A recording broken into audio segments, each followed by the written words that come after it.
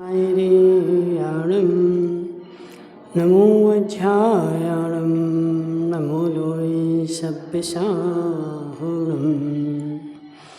पंच परमेष्टि भगवान के अनंत अनंत सिद्ध परमेष्टि भगवान के 1000 देवादेवादिनाथ भगवान के 1000 देवादेव श्री राम भगवान के आचार्य भगवान रवि सेन स्वामी के आचार्य भगवान विद्यासागर जी महाराज के आचार्य भगवान विशुद्ध सागर जी महाराज के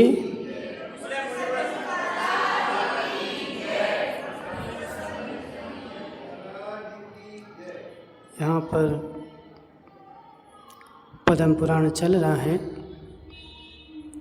और जिस पद्म पुराण में कल अपन ने देखा था युवराज श्रीकंठ, ठीक है, पद्माभा को चुरा करके लाया था और पद्माभा का पिता राजा पुष्पोत्तर उसके पीछे लगा हुआ था। तो जब वह पीछे लगा था तो उसने जाकर के लंका में राजा कीर्ति धवल की शरण प्राप्त करे और जब वह कीर्ति धवल की शरण में चला गया तो कीर्ति धवल ने देखा कि मेरी लंका को चारों ओर से शत्रुओं ने घेर लिया है। तो उसने शत्रु के पास दूत भेजा और दूत भेज करके उसको समझाया कि पुत्री जो होती है वो दूसरे घर की शोभा होती है। इतने में पद्माभा की दूती भी पहुंच गई और उसने भी राजा पुष्पोत्तर को समझाया तो राजा पुष्पोत्तर मान गया और मानने के बाद उनकी बाद में दोनों की शादी कर दी गई।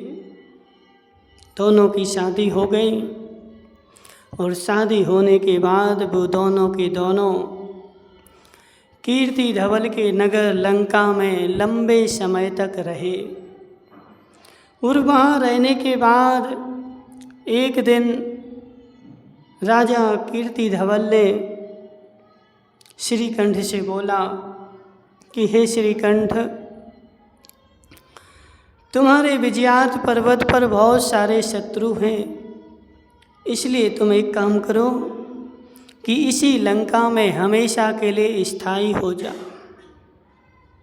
क्योंकि लंका में उसके शत्रु बहुत सारे थे श्रीकंठ के और उसके शत्रु जो थे बहुत सारे बलवान थे और कीर्ति धवल जो था उसका बहनोई था, इसलिए उसको चिंता हुई कि इसको यहीं बसा दिया जाए। लेकिन एक राज्य में 2 राजा कैसे रहे?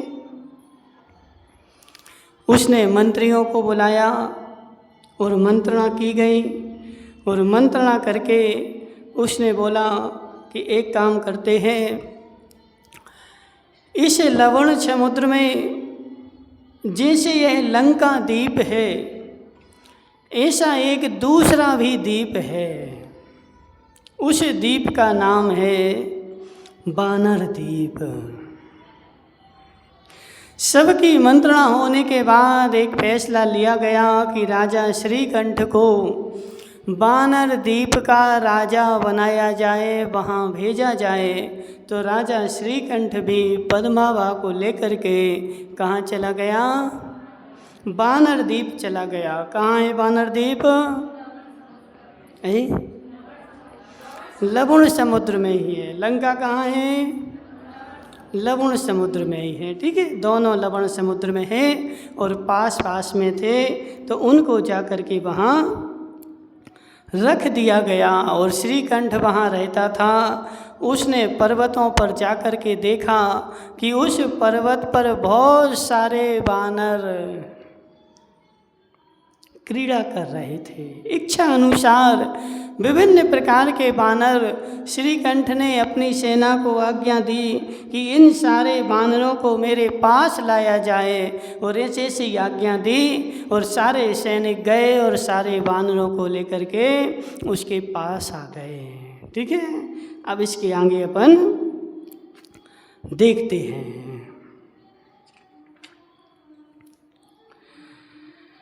तो श्रीकंठ लंबे समय हो गया उसको वानर द्वीप में रहते हुए और वानरों के साथ क्रीड़ा करते हुए। इतने में उसका एक पुत्र भी उत्पन्न हो गया था जिसका नाम था वज्रकंठ।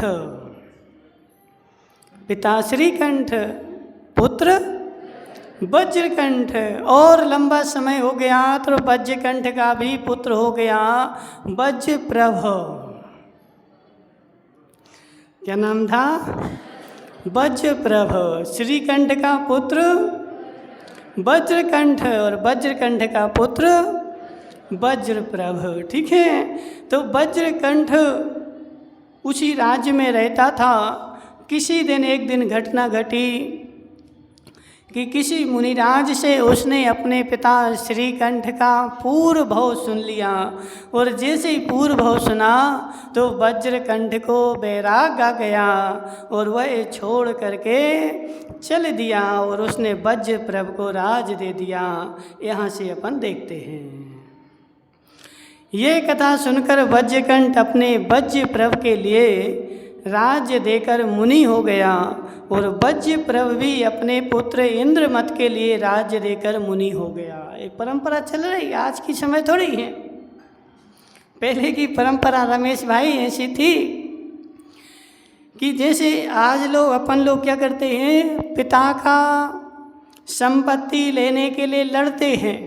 हमें पिता की संपत्ति मिले, हमें पिता की संपत्ति मिले।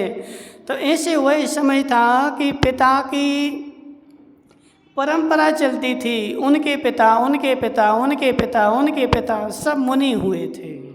ठीक है।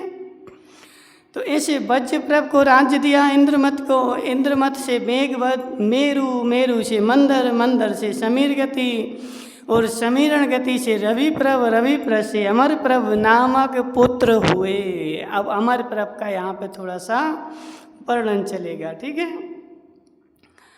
अमरप्रभ लंका के धनी की पुत्री गुणवती को विवाहने के लिए नगर में ले गया। जहाँ विवाह की वेदी बनी थी वहाँ की भूमि दर्पण के समान निर्मल थी तथा वहाँ विद्याधरों की स्त्रियों ने मणियों से आश्चर्य उत्पन्न करने वाले अनेक चित्र बना रखे थे। अब शादी होना है तो चित्र बनाने पड़ते। तो बहुत सारे चित्र काय के बने थे? मणियों से। ठीक है। कहीं तो भ्रमरों के थे, कहीं नील कमलों का वन था, कहीं आधे लाल नीले कमलों का वन था, कहीं चोंच में मृणाल दबाए हुए हंसों के जोड़े थे, कहीं क्रोंच पक्षी थे, आदि आदि बहुत सारे थे।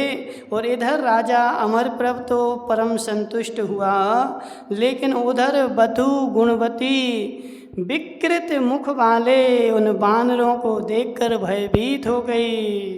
सब चित्र बने थे, कुछ बानरों के चित्र भी बनाए गए थे। ठीक है। तो जो अमरप्रभ था उसकी शादी होनी थी किसके साथ? गुणवती के साथ। किसके साथ? गुणवती के साथ। तो गुणवती को क्या हुआ कि उसने बानरों के चित्र देखे तो वह भयभीत हो गई। डर लगता ना, कोई कोई को छिपकली से लगता, किसी को कॉकरोच से लगता, किसी को बानरों से लगता। तो उसको बानरों से डर लगता था। ठीक है। सुनील भाई हर्ष हो रहा। तो बानरों के चित्र उसने देखे तो वह भयभीत हो गई। उसका प्रत्येक अंग कांपने लगा, सब आभूषण चंचल हो उठे। सबके देखते ही देखते उसकी आँखों की पुतलियाँ भय से घूमने लगीं और सारा शरीर जो था वह कँपने लगा। अंत में वह इतनी भयभीत हुई कि राजा अमरप्रभ के पास चली गई और उनसे शिकायत करने लगी। और अमरप्रभ ने तुरंत अपनी रानी को देखा। ऐसे ही होता है संसार में। बसंत दादा कैसा होता बता।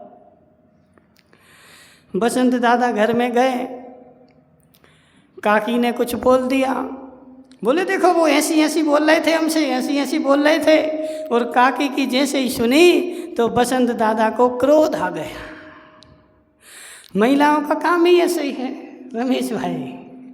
क्या जब बेचारा हारा थका पति घर पे आए तो दिन भर की सारी भड़ास निकाल दो। हे जीव, समझ बात को।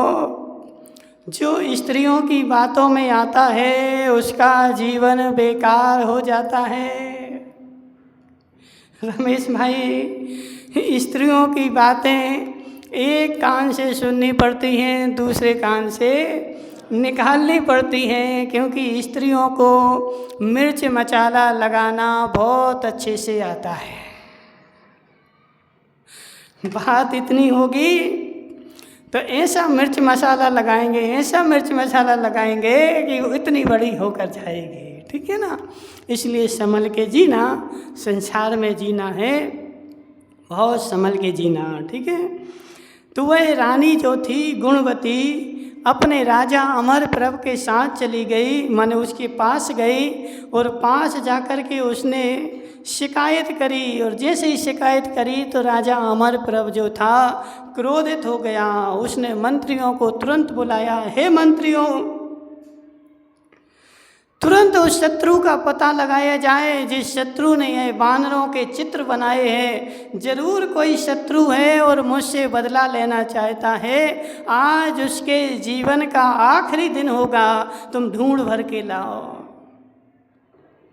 मंत्रियों ने बोला, हे राजन, शांत हो जाओ, ये चित्र किसी शत्रु ने नहीं बनाए हैं, ये चित्र हमने बनाए हैं। हमारे कुल की परंपरा है। काका जी, क्या है?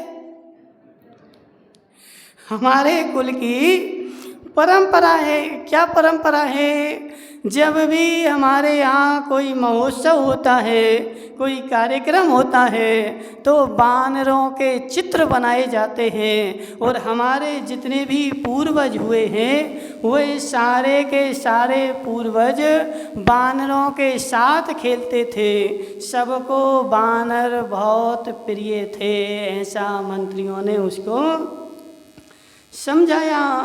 आपके वंश में श्रीकंठ नाम का प्रसिद्ध राजा हो गया है। ठीक है? श्रीकंठ का हमने तुम्हें पूरा वर्णन बता दिया। अब वो मंत्री जो है ना अमरप्रभ को समझा रहे हैं कि आपके वंश में एक प्रसिद्ध राजा हुआ है जिसका नाम है श्रीकंठ, जिसने स्वर्ग के समान सुंदर इस किष्कुपुर नामक उत्तम नगर की रचना की थी। और जिस प्रकार रागादि प्रपंच हैं, उसी प्रकार अनेक आकार को धारण करने वाले वानर उस राजा श्रीकंठ को प्रिय थे और उसी के पंच से यह आगे चले आए हैं। इन वानरों को देखकर आश्चर्य को प्राप्त हुआ था और वह राजा नाना प्रकार की चेष्टाओं को धारण करने वाले इन वानरों के साथ बड़ी प्रसन्नता के साथ क्रीड़ा करता था तथा उसी ने इन वानरों को मधुर आहार पानी आदि के द्वारा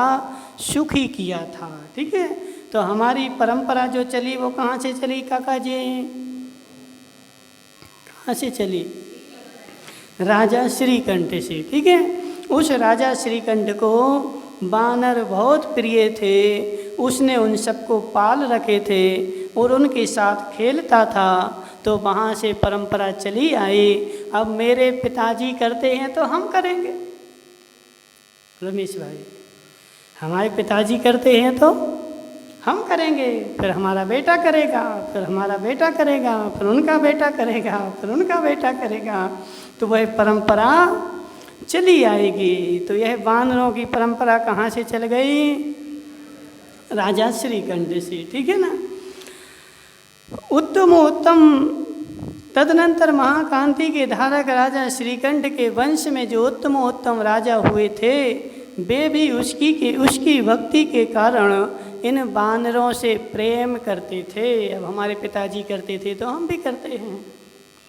चूँकि अपने पूर्वजों ने इन्हें मांगलिक पदार्थों में निश्चित किया था, अर्थात इन्हें मंगल स्वरूप माना था, इसलिए इस चित्राम रूप से इस मंगलमय कार्य में उपस्थित किए गए हैं। यानी हम लोगों ने इनको क्या माना था? मांगलिक मांगना था। जैसे अपन लोगों के यहाँ शादी होती तो अपन क्या करते हैं, कलश बनाते हैं, बनाते कि नहीं, और बहुत सारी चीज़ें अलग अलग क्षेत्रों में अलग अलग बनाई जाती हैं। तो ऐसे उनके यहाँ जो है ना बानरों को मंगलिक माना जाता था, इसलिए हमने बानर बनाए हैं।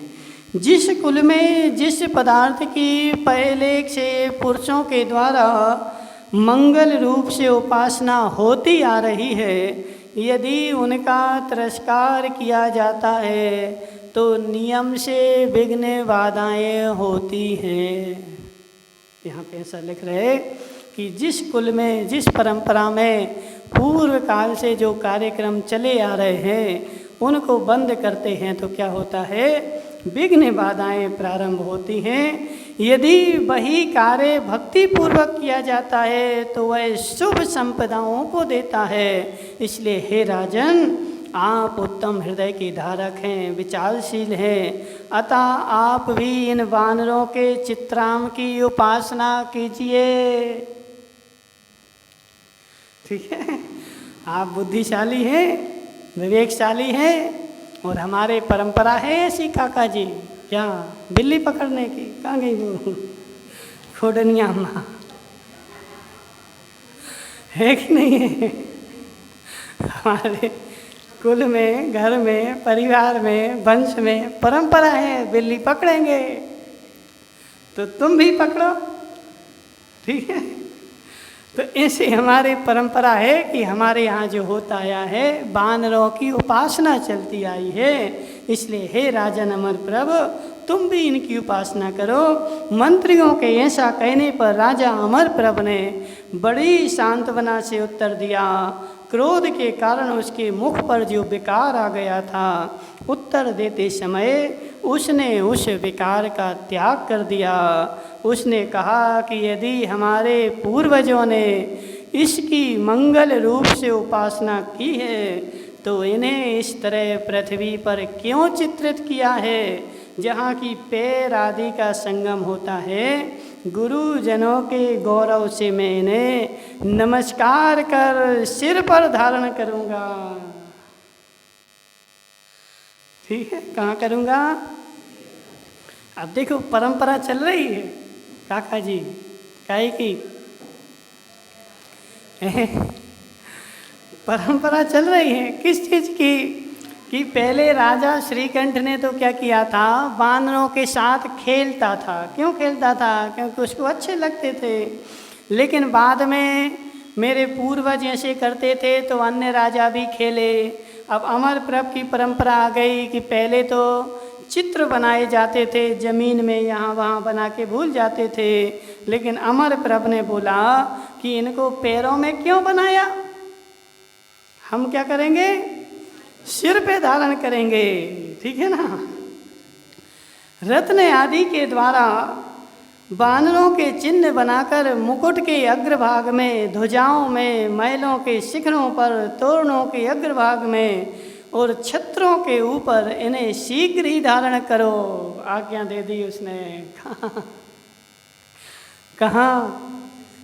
अपने अपने मुकुटों पर ऐसा कंपलसरी है, जो नहीं करेगा उसको दंड दिया जाएगा। सबको अपने अपने घरों पर वानर के चित्र बनाने हैं, सबको अपने अपने मुकुटों पर वानर के चित्र बनाने हैं, तोरणों पर, अग्रभाग पर, छत्र पर, सब जगह वानर वानर बना दो। चल गई परंपरा। ठीक है ना।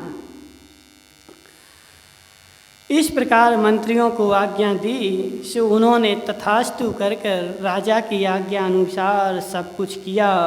और जिस दिशा में देखो उसी दिशा में बानर ही बानर दिखाई देने लगे।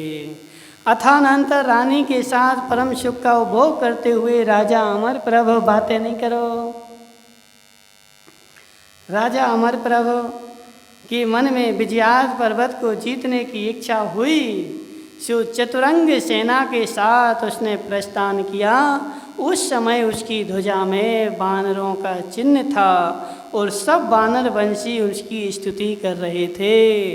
अब अमर प्रभ ने क्या किया, अपना एक वंश बना लिया। कौन सा वंश?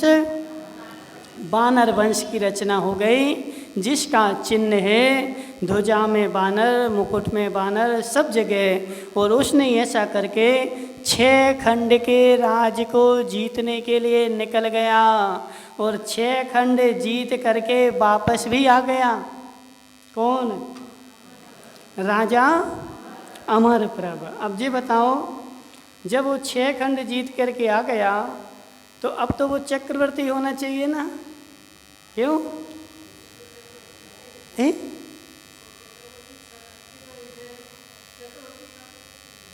जोर से बोलो।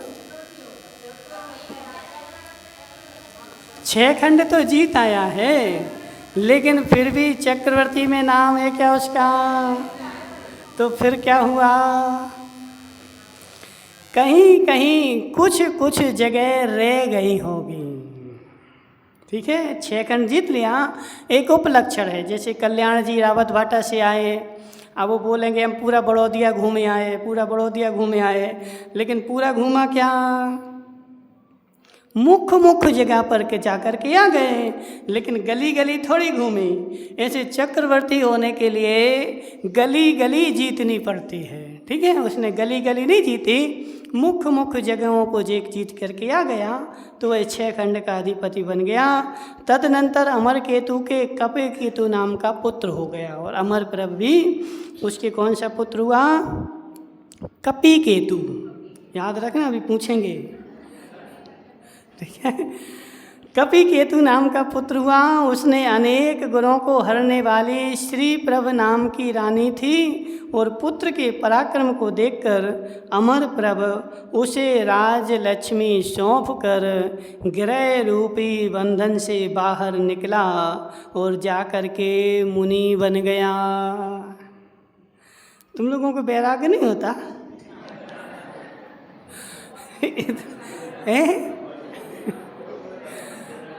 इतने सारे सतीश भाई, इतने सारे राजा, देखो 6 खंड के अधिपति, और जीत करके लौट के आए, और लौट करके अपने बेटे को राज्य दिया, और जा कर के उन्हें दीक्षा ले ली। लेकिन अपन फिर भी बैठे हुए हैं, अपन को कोई असर नहीं पड़ रहा है। तो असर पड़ना चाहिए। ओम नमः सिद्धेभ्याम।